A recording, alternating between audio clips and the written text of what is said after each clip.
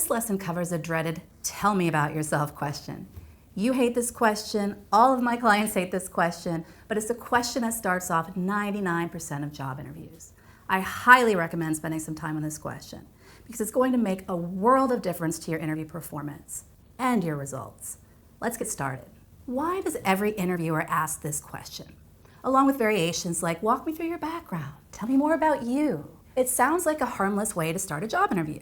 It's very open-ended, not particularly difficult. Everybody should know a little something about themselves that they can talk about, right? From the interviewer's perspective, it's an easy way to get the conversation going. They just want to get you talking and dive into the relevant information. For the candidate, the dread comes from the fact that the question is so open-ended. You could answer in so many different ways, and people aren't quite sure what the best way is. What does this person want to know about me? They stumble, they falter, they talk too much about ancient history, and that's a terrible way to start an interview, by fumbling around and sounding confused, or worse, boring your interviewer. Instead, I want you to embrace this question, because answering this question well is one of the most effective things you can do in the entire interview. It allows you to set the tone, it gives you some power and autonomy in this interview situation, where you may otherwise feel nervous and at the mercy of your interviewer. By starting strong, you make a great first impression and shape the dialogue that comes next. Take the time to prepare how you want to tell your story and ensure you make a first impression that leads to a job offer. Here's how you should craft your "tell me about yourself" response. Think about it as an elevator pitch, a focused overview that's concise enough to deliver during an elevator ride. Your elevator pitch as a job candidate should include your top selling points for the position. Your top selling points are going to be a little bit different from job to job. You want to give a little bit of your personality and your interest in the opportunity along with your selling points. You want to sound natural and spontaneous while also covering the points that you want to communicate to make the best possible impression. I'm going to teach you to outline a standard answer that can also be customized for different opportunities. I recommend a bullet point approach, not a scripted approach. Scripted answers tend to sound stiff and artificial. Interviewers don't feel like they're getting to know the real you. Instead, I suggest that you outline the bullet points that you want to cover and leave room for spontaneity in terms of exactly how you deliver the points each time. Then, with a little practice, you'll find that your answers will naturally evolve as you get comfortable with what you want to say. Once you know your key speaking points, you'll have room to be flexible and deliver differently in every single interview. It's not unlike how a celebrity prepares with a publicist before hitting the talk show circuit.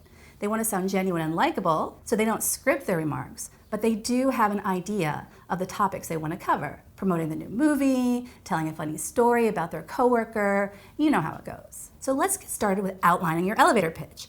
We've got a great 3-step formula for you. Step 1, who you are. The first key component is a confident, compelling statement of who you are professionally. The most common mistake I see is candidates starting this answer by going back to the beginning of the resume and walking through their experience chronologically and often in way too much detail. This approach is weak because it leads with out-of-date and irrelevant information, instead of leading with what's most impressive about you right now. For most candidates, this includes a reference to their current position, as well as an overview of the breadth and depth of their related experience. Let's take a look at a couple of examples to give you a sense of what I'm talking about here. So here's our first candidate. Who are you? Well, I'm a recent Columbia MBA graduate with a strong background in the pharmaceutical industry. This puts the emphasis on that shiny new MBA and the candidate's industry experience. Here's another approach from a different candidate. I'm an experienced HR executive who has managed all aspects of the HR function, from recruiting to training to benefits. This is a nice big picture,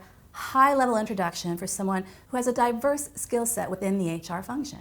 It concisely summarizes a diverse background. Now let's look at a not-so-good example. Well, I grew up in Cincinnati. As a child, I originally wanted to be a fireman, then later became quite interested in dinosaurs. I excelled in the sciences from early on, placing first in my 4th grade science fair. You know, funny story about that. Okay, way TMI. Sadly, the interviewer does not really care. And I realize this is an exaggerated example, but trust me, I have heard a lot of people go the TMI route. The idea here is to start strong and grab their attention before getting into the details. Tell them how you want them to see you. Step 2, why you're qualified. Step 2 is kind of like the meat in the sandwich of your "tell me about yourself" answer. The idea here is to plan in advance which details to share that are most likely to knock the socks off of this interviewer. Remember, your interviewer doesn't have endless amounts of time. Focus on 2 to 4, maybe 5 points that you'd like to make. The goal is to keep it under 2 minutes total. So think about it. What are those 2 to 4 points? There will be more time for detail later, so focus on the biggest selling points, the stuff that you think, if you were the interviewer, would make you perk up your ears and say, this is interesting. This could be a classic reverse chronological overview of your last few positions, or it could be a list of key accomplishments tailored to the job requirements. So let's look at an example here of how you might present that middle piece of the answer.